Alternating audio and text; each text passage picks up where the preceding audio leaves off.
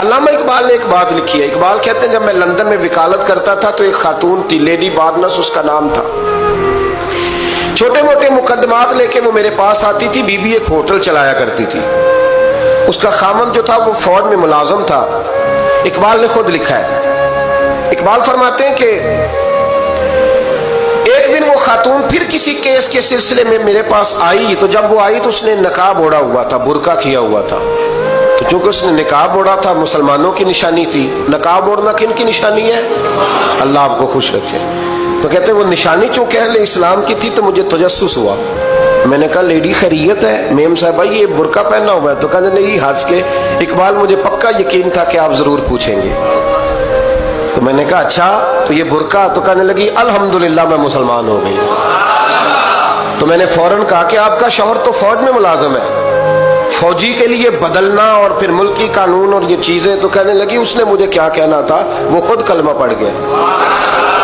تو کہتے ہیں میں اور متجسس ہوا. وہ کیس کی بات کرتی تو میرا تجسس بڑھ گیا. میں نے کہا تو کیس چھوڑ یہ بتا کلمہ کیسے پڑھا؟ تو کہنے لگی اقبال اصل بات یہ ہے کہ میں نا بے اولاد تھی, خامد بھی بڑے اچھے پیسے کماتا, میں خود بھی ہوٹل چلاتی, پر ڈپریشن اور ٹینشن اور بلا وجہ کی پریشانیاں جان نہیں چھوڑ. یہ ٹینشن اور ڈپریشن کا نا مجھے عربی ترجمہ کوئی نہیں ملا. یہ ڈپریشن اور ٹینشن کا نا میں نے تلاش کیا ہے, لیکن مجھے عربی لغت کے اندر ان کے معنی مجھے لگتا ہے کہ اس زمانے میں یہ چیزیں تھی ہی نہیں. ہوتی تو ان کا کوئی نام بھی, یہ آج ہے نا تو اس لیے آج کے زمانے میں ہی نام ہے مفت کا, مفت کی پریشانی. تو کہتی ہے مجھے ٹینشن اور ڈپریشن رہتی تھی ہر وقت, بڑی میں پریشان رہتی تھی. میرے ساتھ ایک عجیب واقعہ ہوا کہ میرے ہوٹل میں نا ایک بابا جی برتن مانجتے تھے, بوڑھے آدمی تھے, 70 سال کے قریب عمر تھی. ان کا ایک بیٹا تھا, ایک بہو تھی, ایک پوتا تھا, لیکن وہ بیچارے بیٹا بیمار رہتا تھا تو لہٰذا وہ خود مزدوری کرتے. کہتی ہیں ایک دن وہ بابا جی میرے پاس آئے, کہنے لگے میم صاحبہ 2-4 دن کی چھٹی چاہیے. تو میں نے کہا خیریت ہے؟ کہنے لگے میڈم میرا بیٹا فوت ہو گیا. بیٹا, آپ کو پتہ ہے باپ کا جنازہ پڑھنا آسان ہے, بیٹے کا جنازہ اٹھانا بڑا مشکل کام.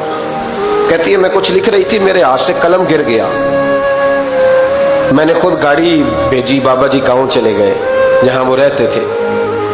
کہتی 2-3 دن کے بعد میں اور میرا شوہر گئے تو رستے میں ہم باتیں کر رہے تھے کہ کیا تعزیت کریں گے. ایک ہی بیٹا تھا, کوئی رشتہ دار بھی نہیں, تو اس کی تو کائنات اجڑ گئی. کن لفظوں سے اسے تعزیت کیا کہیں گے؟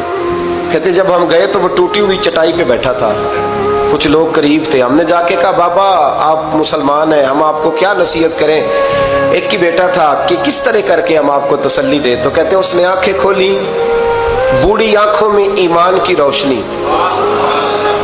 کہنے لگا بی بی کیا تعزیت کی بات کرتی ہو, میں نے کوئی پیسے جمع کرا کے بیٹا لیا تھا, خدا نے فضل سے دیا تھا, عدل سے لے گیا ہے. میں اپنے رب کے فیصلوں میں بڑا راضی ہوں, اللہ بڑا کریم ہے, وہ لے گیا, اس کا مال تھا. آپ یقین کریں ہمارے دیہاتی لوگ یہ کہا کرتے تھے, میں نے کانوں سے سنا ہے. ایک بوڑھے آدمی کا ایک دفعہ بیٹا فوت ہو گیا تو کسی نے اس سے کہا بابا چھوٹی عمر میں بچہ چلا گیا تو مجھے لفظ نہیں بھولتے. کہنے لگے پتر اللہ دی فصل ہے, کچی وڈے تامی ہو دیئے. سنے آپ نے بھی کبھی یہ فکرہ, کچی وڈے تے پکی لے جائے تے تامی ہے جو ہو دی. تو جب اس کا جی چاہا وہ لے گیا. اللہ اکبر. وہ خاتون کہتی ہے کہ وہ بابا جی سے میں نے کہا کہ چلو آپ 1 مہینے کی چھٹی کر لے. تو کہنے لگا نہیں میڈم میں مسلمان ہوں, مفت کی روٹی نہیں کھاتا, مزدوری کر کے کھاتا ہوں, میں انشاءاللہ 2-3 دن کے بعد کام پہ آ جاؤں گا. کہتے ہیں وہ چند دنوں کے بعد آ گیا. اللہ کی قدرت کے ابھی 2-3 ماہ گزرے تھے, پھر آیا. میڈم چھٹی چاہیے کچھ دنوں کی. میں نے کہا خیریت ہے؟ کہنے لگے وہ میری بہو بھی ہارٹ اٹیک سے فوت ہو گئی. کہتے اب میں بھی تڑپ گئی اور عیسائی ہو کہ میری آنکھوں میں آنسو آ گئے. میں نے کہا گھر کا دروازہ بند ہو گیا, اب یہ بیچارہ کیا کرے گا. وہ اپنے شوہر کے غم میں ہارٹ اٹیک سے فوت ہو گئی. کہتے ہم پھر 2-3 دن کے بعد تعزیت کے لیے گئے. پھر ٹوٹی ہوئی چٹائی, بوڑھا نہ اپنی انگلیوں سے زمین پر کچھ بنا رہا. کہتی قریب گئی اور میں نے جا کے کہا بابا اب تو تسلی آپ نے خود ہی کرنی ہے, جو نظام تھا وہ تو ہو گیا. تو کہتے ہیں پھر اس نے آنکھیں کھولی, آسمان کی طرف دیکھا تو کہنے لگا بیٹی कोई परेशानी नहीं।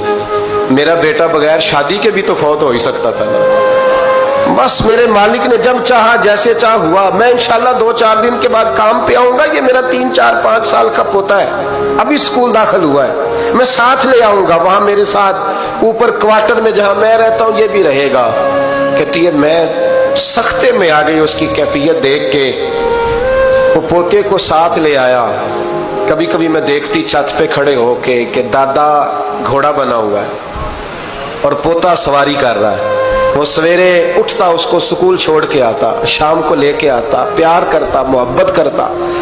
तीसरी मंजिल पर हमने क्वार्टर दिया हुआ था, वहां दादा पोता रहते। अल्लाह तू बड़ा बेनियाज है। कहती है इकबाल, एक दिन ना पोता ऊपर वाली मंजिल पे खेल रहा था, उसका पैर फिसला, वो गर्दन के बल जमीन पे गिरा। मुझे खबर हुई तो मैं दौड़ी, एम्बुलेंस मंगाई। खून से लिथड़े हुए उस बच्चे को दादे ने अपनी गोद में रखा।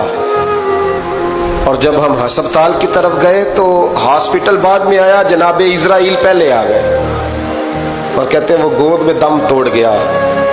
फिर दादे ने उसे अपने हाथों से गुस्ल दिया।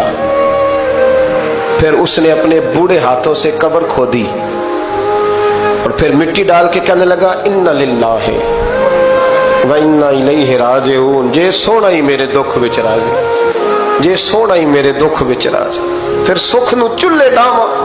कहती वो मिट्टी डाली उसने और जब वो वापस पलटा तो मैं बाजू से थाम के होटल करीब लाई और मैंने उसके करीब कहा कि बाबा तू टूट गया है, तू बिखर गया है।